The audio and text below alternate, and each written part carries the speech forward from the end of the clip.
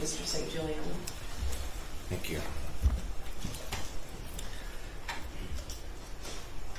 I find myself in a rather odd state of mind today.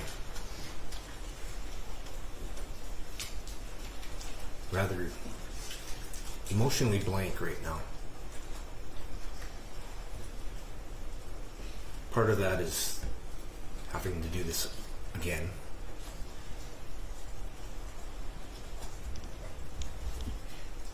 Part of that is I'm mostly a private person,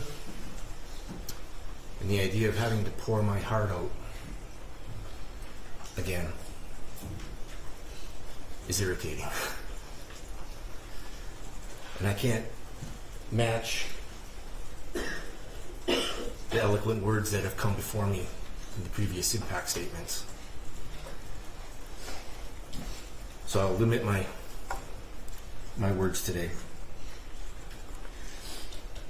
The defendants, through their choices, through their indifference and gross negligence, enabled their son to murder my daughter Hana and 3 other children. They chose to stay quiet. They chose to ignore the warning signs. And now, as we've heard through all of the objections, they continue to choose to blame everyone but themselves. Every single objection, I think, that the council said this morning put the blame somewhere else, their son, not them. I stood before the court several months ago and spoke about the impact that Hana's murder had on myself and my family. Nothing has changed since then. It's impossible for me to truly convey the complete impact of my daughter's loss. Hana's murder has destroyed a large portion of my very soul. I've said these words before. It's still the truth. I remain a shell of the person that I used to be. I think of her and miss her constantly. Every day is a battle to attempt to move forward, struggle to get out of bed, to go through the motions of everyday life. Simple everyday sights and actions bring pain, as I think what it should have been like with Hana there with us. I think of all the good times that we've shared together as a family, and more on all of the memories that will never be. I will never think back fondly on her high school and college graduations. I will never walk her down the aisle as she begins the journey of starting her own family. I am forever denied the chance to hold her or her future children in my arms.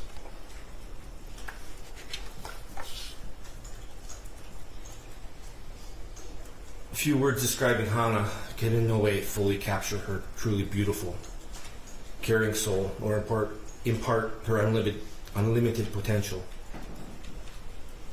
Hana was absolutely beautiful and thoughtful person. She was always the first person to notice when someone had a problem and the first to go out of her way to offer help. She was incredibly curious and talented. She continually tried new things. She crafted homemade jewelry, tried cooking her own recipes, and played several sports. She was a record holder in track and a leader of her school volleyball and basketball teams. She also hoped to join her older sister on the lacrosse team in the spring. She had aspirations of a career dedicated to helping people. All of this is lost because of the defendant's actions and choices. My position regarding the defendant's sentencing and their future has evolved through their trials. At first, I was focused on the importance of getting a guilty verdict, to have the message conveyed to the public that this type of behavior and choices are not acceptable. I didn't have strong feelings about their sentencing. It was just something that would be determined by the system. My view, however, has changed as the defendant's level of defiance has grown. Instead of acknowledging any mistakes, they continue to show no remorse. They take no accountability. They and their lawyers continue to try to change the narrative and portray the defendants as victims of the prosecution team. They blame everyone but themselves and make threats of retribution. The facts have already been presented. The jury has found them guilty. Multiple juries have found them guilty. Hana, Madison, Tate, and Justin are the ones who have lost everything, not the defendants. As such, I ask that this court to sentence the defendants to the maximum allowable penalty of 10 to 15 years in prison. Thank you. Thank you, Mr. St. Juliana. Thank you for being here.